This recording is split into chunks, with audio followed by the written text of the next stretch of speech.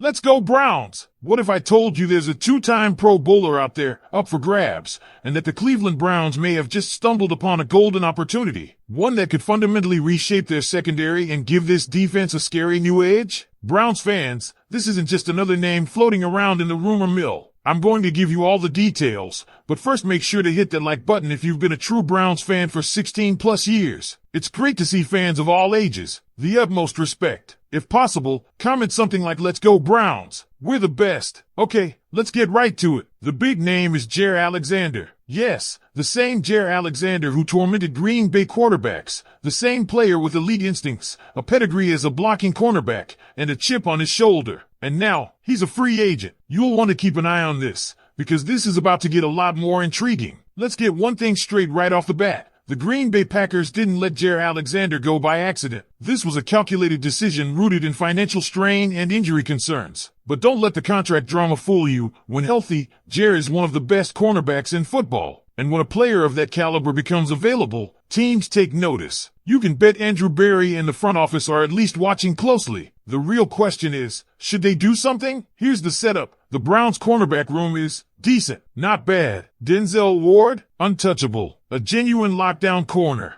But after him, it's shaky. Martin Emerson has upside, no doubt. Greg Newsome, some flashes, sure, but inconsistency and blown coverages have haunted his time in Cleveland. This is not a room with zero holes. It's one great corner and two question marks, and that's not a recipe for dominance in an AFC North filled with Joe Burrow, Lamar Jackson, and possibly a healthy Kenny Pickett or a revamped Steelers offense. Now, let's dive into Jaire Alexander, the player. When you watch him on tape, one word jumps out: instincts. His ability to read a route, react mid-play, and recover even after a step or two behind is rare. He's not just fast, he's football fast, with elite hip movement and ball tracking skills that make quarterbacks think twice before testing him. He posted 56 tackles, 14 passes defended, and 5 interceptions in his last fully healthy season back in 2022. That's not just good, that's game-changing. But here's the catch, and there always is one: injuries. He's missed significant time in 3 of the last 4 seasons. We're talking 4, 7, and 7 games missed across multiple campaigns. Availability, especially at cornerback, is as important as raw talent. And if that wasn't enough, let's talk about the price tag. Jaire Alexander is currently making $21 million per year. That's elite cornerback money, and the Browns are sitting with $18.1 million in available cap space. So yeah, you do the math. But here's where it gets interesting. Because when you're in win now mode, which let's be honest, this Browns roster is, then you have to think aggressively. Could Cleveland make the money work? Absolutely. Greg Newsome's cap hit in 2025 is projected at $13.37 million. That's no small chunk. Move him, trade him for draft capital, and suddenly you're looking at over $30 million in flexibility. More than enough to bring in a high-caliber free agent like Alexander, even if it's just on a one-year prove-it deal. Imagine that. Ward and Alexander as your starting corners. That's a duo that makes offensive coordinators sweat. That's shutting down deep threats, neutralizing number 1 receivers,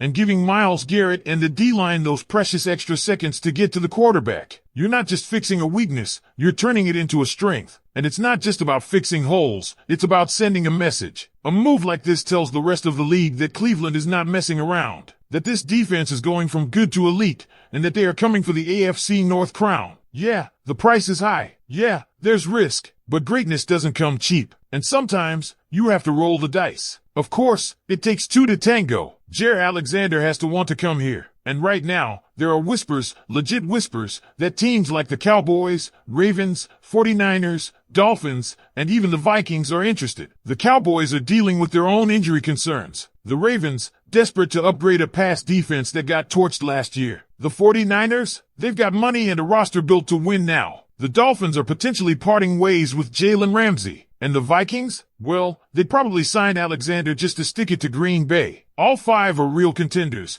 and they all have compelling pitches. So why would Jaire pick Cleveland? Think about it. Elite defensive line, strong culture, playoff expectations, and a real chance to be the missing piece. If you're a competitor, and Alexander is one, you don't just want to get paid. You want to win. You want to dominate. You want a place where you can thrive and shut up the doubters. Cleveland offers that. And Browns fans, I've got to know, would you do it? Would you move off Greg Newsome to make room for Jair Alexander? Would you roll the dice on talent and potential, knowing the risk but also dreaming of the reward? Drop your thoughts in the comments right now. Let me know what you think, and hang tight, because in part 2, we're going to break down the contract structures, free agent landscape, and what a move like this would mean long term. See you there. Let's keep going, because this story has layers, real depth that Browns fans need to fully unpack before we even think about closing the door on this Jair Alexander situation. If you're just tuning in now, we're talking about a potentially game-changing move, the Cleveland Browns, a team on the cusp of elite defensive status, possibly going after a two-time Pro Bowl corner who just got released by the Green Bay Packers. It's bold, it's risky, but it might be exactly the kind of aggressive decision this franchise needs to take that next step. So let's dig into the financial mechanics. $21 million per year, that's what Jair Alexander was pulling in with the Packers. And let's be clear, that wasn't some over-the-top splurge. That's what elite corners cost in today's NFL. Top-flight defensive backs aren't just luxury items anymore, they're necessities in a league that lives and dies by the pass. Look around. The teams playing late into January, they all have elite secondaries or a pass rush that hides any weaknesses. The Browns already have one of the best defensive fronts in football. Pairing that with two high-level corners, that's how you win in the modern NFL. But the cap space question is the elephant in the room. $18.1 million is what the Browns are working with right now. That's not enough. Not straight up. But you know what? There are ways. Teams do this every single offseason. Void years, restructures, incentive-based contracts, front office wizardry. You get creative, you find a way. Because again, this is about window of opportunity. If you believe that the Browns have a legitimate shot to make a postseason run in 2025, you go all in. That means finding ways to afford players like Jair Alexander. Let's go hypothetical here. Imagine Andrew Berry cooks up a one-year deal with void years tacked on the end. You front-load a small guaranteed signing bonus,